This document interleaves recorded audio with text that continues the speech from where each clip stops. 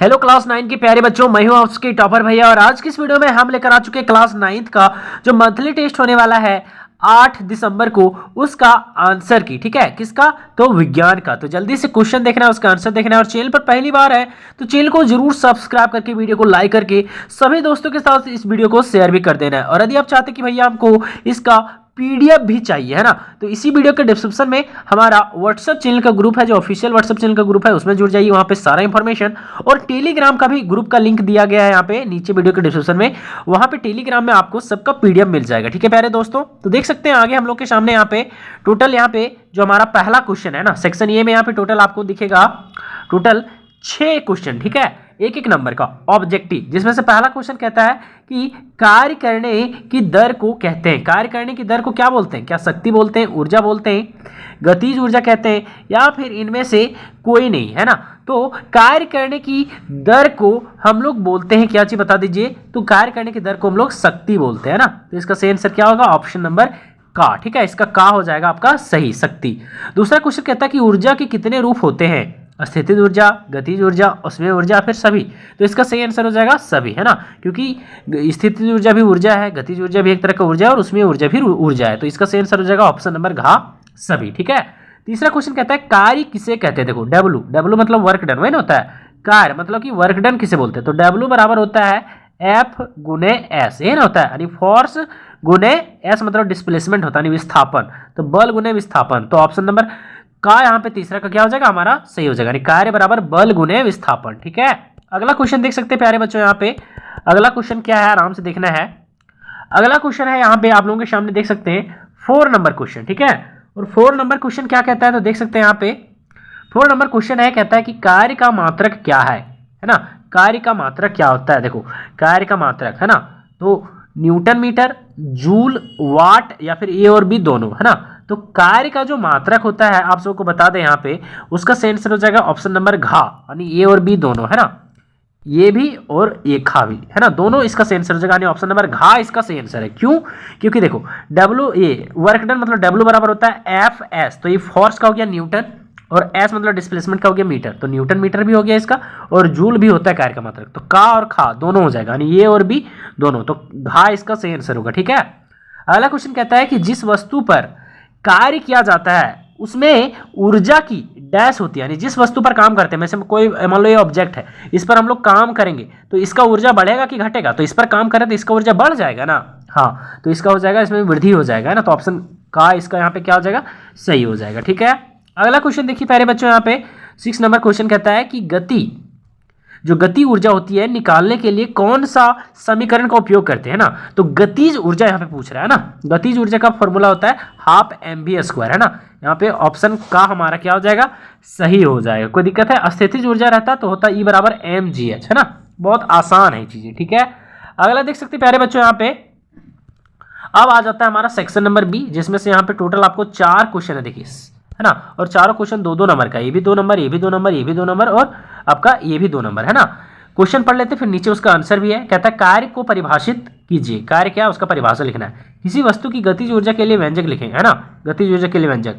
फिर बैलों की जोड़ी खेत जोतते समय किसी हल पर 140 न्यूटन बल लगाती है, तो जोता गया खेत 15 मीटर लंबा है, तो खेत की लंबाई को जोतने में कितना कार्य किया गया, यानी कि हमको कार्य पूछ रहा है कि डब्ल्यू कितना लगेगा, और ऊर्जा संरक्षण के नियम को बताना है। ठीक है, ये हो गया 2-2 नंबर का। अब यहाँ पे आपको 2 क्वेश्चन और है, जो आपका है कितने नंबर का? तो 3-3 नंबर का, ये भी 3 नंबर का, ये भी 3 नंबर का। ठीक है, क्वेश्चन पढ़ लेते हैं, उसका नीचे आंसर भी है। कहता है एम द्रव्यमान का एक पिंड भी वेग से गतिशील है, तो कहता है पिंड पर कितना कार्य करना चाहिए कि यह विराम अवस्था में आ जाए, है ना। आगे कहता है कि 20 kg द्रव्यमान पर लगने वाला कोई बल का वेग जो है वो 5 मीटर पर सेकेंड से 2 मीटर पर सेकेंड में परिवर्तित कर देता है, तो बल द्वारा किया गया कार्य का परिकलन करना है। ठीक है, तो सारा का आंसर भी हम लोग देखते हैं आसानी से। पहला है कि कार्य को परिभाषित करें, है ना। तो कार्य क्या है? तो जब किसी वस्तु पर लगाया गया बल वस्तु को बल की दिशा में कुछ दूरी ले जाता है, तब किया गया वो कार्य कहलाता है ना। यानी कि मान लो कोई यहाँ पे कोई चीज़ रखा गया है, इस पर हम लोग लगाएंगे क्या चीज़? फोर्स, है ना, बल लगाएंगे। क्या लगाएंगे? बल लगाएंगे, तब इसके कारण ये वस्तु कुछ दूरी तय कर लेगी, है ना। तो उसी चीज़ को हम लोग क्या बोलते हैं? कार्य बोलते हैं। ठीक है, बहुत सिंपल है। अगला क्वेश्चन देखिए, यहाँ पे कहता है किसी वस्तु की गतिज ऊर्जा के लिए व्यंजक प्राप्त करें। तो गतिज ऊर्जा का मतलब काइनेटिक एनर्जी हम लोग जिसको बोलते हैं, तो उसका व्यंजक होता है हाफ एमवी स्क्वायर। ये तो बहुत सिंपल है ना। तो वही चीज़ यहाँ पे लिखा हुआ है, देख सकते हैं आराम से। क्या लिखा हुआ है? लिखा हुआ किसी वस्तु की गतिज ऊर्जा यानी काइनेटिक एनर्जी का व्यंजक क्या है कि ई बराबर हाफ एमवी स्क्वायर, जहाँ पे एम क्या है? मास मतलब द्रव्यमान, और भी क्या है? वेलोसिटी यानी वेग। ठीक है, चलिए अगला क्वेश्चन देखिए, यहाँ पे आराम से देखना है। अगला क्वेश्चन क्या है देखिए, 9 नंबर क्वेश्चन कहता है कि बैलों की एक जोड़ी खेत को जोतते समय किसी हल पर 140 न्यूटन बल लगाता है, यानी कि बल कितना लगा रहा है? फोर्स, तो 140 न्यूटन। ठीक है, कहता है कि जोता गया खेत 15 मीटर लंबा है, यानी कि इसका जो डिस्प्लेसमेंट हो रहा है वो कितना हो रहा है? तो 15 मीटर हो रहा है। ठीक है, तो बोल रहा है कि किया गया कार्य मतलब वर्क कितना होगा? तो डब्ल्यू बराबर क्या होता है? डब्ल्यू बराबर होता है एफ गुने एस, फोर्स गुने डिस्प्लेसमेंट है ना होता है।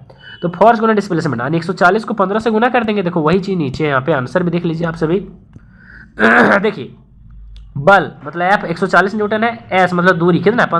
15 मीटर है, और डब्ल्यू हम लोग जानते हैं कि डब्ल्यू बराबर होता है एफ गुना एस। अब दोनों को गुना कर देंगे, डब्ल्यू बराबर एफ का वैल्यू यहाँ पे, एस का वैल्यू यहाँ पे, गुना करेंगे तो आएगा 2100 जूल, यानी 2100 जूल। कितना सिंपल है, यानी कुल किया गया कार्य कितना है? 2100 जूल, है ना। इतना आसानी से आपको कोई भी नहीं समझाएगा, आंसर तो कोई भी बता सकता है। ठीक है प्यारे बच्चों, और आपकी फाइनल बोर्ड परीक्षा में आपका हेल्प करने वाले हैं जब तक आपका फाइनल एग्जाम होगा। इस बार भी आपका जितना भी हम क्वेश्चन बताएंगे सारा मैच करेगा। ठीक है, कहता है कि ऊर्जा संरक्षण के नियम को समझाइए, है ना। तो लिखेंगे ऊर्जा संरक्षण का नियम कहलाता है कि ऊर्जा ना तो उत्पन्न की जा सकती है और ना ही नष्ट की जा सकती है, या केवल एक रूप से दूसरे रूप में परिवर्तित हो सकती है, यानी कि कुल ऊर्जा हमेशा स्थिर रहती है। यही कौन कहता है? तो ऊर्जा संरक्षण का नियम, है ना, कि ऊर्जा को ना ही हम बना सकते हैं और ना ही उसको हम लोग विनाश कर सकते हैं। ठीक है, अगला क्वेश्चन कहता है यहाँ पे कि एम द्रव्यमान का एक पिंड पर एक वेग भी लग रहा है, मतलब मान लो कोई पिंड है जिसका मास m है और इस पर ये वेलोसिटी जो गति कर रहा है वो भी है। ठीक है, तो कहते हैं पिंड पर कितना कार्य करना चाहिए कि यह विराम में आ जाए, यानी कि W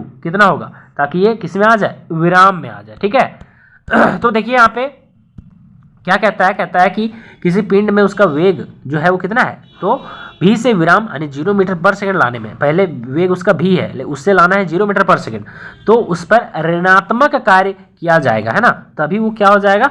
तो उसकी गतिज ऊर्जा के बराबर हो जाएगा। ठीक है, कैसे? तो ध्यान दो यहाँ पे, देखो प्रारंभिक पिंड का जो प्रारंभिक ऊर्जा है के बराबर हाफ एमवी स्क्वायर, विराम अवस्था की ऊर्जा कितना है? 0 है।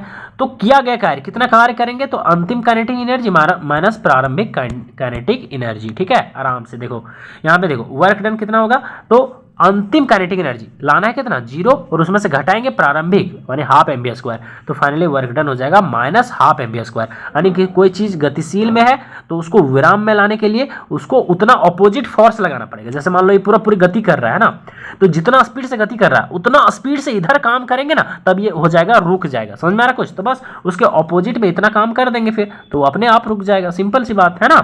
तो वही कहता है कि नकारात्मक चिन्ह दर्शाता है कि पिंड जो है वो गति के विपरीत दिशा में किया गया है ना, यानी कि पिंड कहीं इधर से इधर गति कर रहा है तो काम इधर से इधर करेंगे तब ना रुकेगा ये पिंड। बहुत सिंपल है ना, थोड़ा सा दिमाग लगाना आपको, है ना। चलिए अगला देखिए, लास्ट क्वेश्चन कहता है कि 20 kg द्रव्यमान पर लगने वाला कोई बल इसके वेग को 5 मीटर पर सेकंड से 2 मीटर पर सेकंड में परिवर्तित किया गया है, तो बल द्वारा किया गया कार्य का परिकलन करें। बहुत सिंपल है, देखिए टोटल कार्य कितना होगा?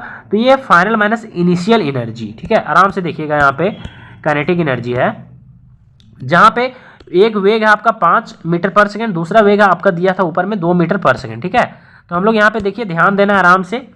जो पहला काइनेटिक एनर्जी था वो कितना था? आराम से क्या हो गया? ठीक है, आराम से देखो इधर। हाँ, तो पहला काइनेटिक एनर्जी है हाफ एमवी स्क्वायर, तो हाफ का हाफ है, एम की जगह 20 है, और पहला यू स्क्वायर मतलब 5 का स्क्वायर, तो आ गया 20 ये 10 गुने 25 गुने इतना, तो आ गया 250 जूल। कितना आ गया? 250 जूल। ठीक है, और हमको करना क्या है? तो ध्यान दो, ये आ गया आपका 250 जूल, और 250 जूल है आपका ये इनिशियल, है ना। इनिशियल कितना आ गया? 250 जूल, मतलब 250 जूल। ठीक है, 250 जूल, उसमें से घटाएंगे हम लोग फाइनल कितना घटाएंगे? 1/2, है ना, 1/2। आराम से देखना है, हाफ इंटू मास है 20, और क्या हो गया लिखा क्या रहा? 20 इंटू क्या हो जाएगा, 2 का स्क्वायर 4, तो 20 दूनी 40 है ना, वैसे ही तो कट जाएगा 2 दूनी 40, तो 40 करेंगे तो फाइनली आ जाएगा हमारा 210 आंसर। कितना आ जाएगा, 210 आ जाएगा हमारा आंसर। ठीक है, चलिए तो आपका फाइनली कितना आ जाएगा, 210 आ जाएगा है ना, क्योंकि इनिशियल इतना था और फाइनल आ गया 40, तो दोनों को आपस में घटाएंगे तो आ जाएगा फाइनली हमारा आंसर 210 जूल। कितना आ जाएगा, 210 जूल। ठीक है प्यारे बच्चों, तो ये हो गया आपका फाइनल आंसर। तो वीडियो कैसा लगा कमेंट में जरूर बताएं और सभी दोस्तों के साथ इस वीडियो को क्या कर दें, शेयर भी कर दें। ठीक है।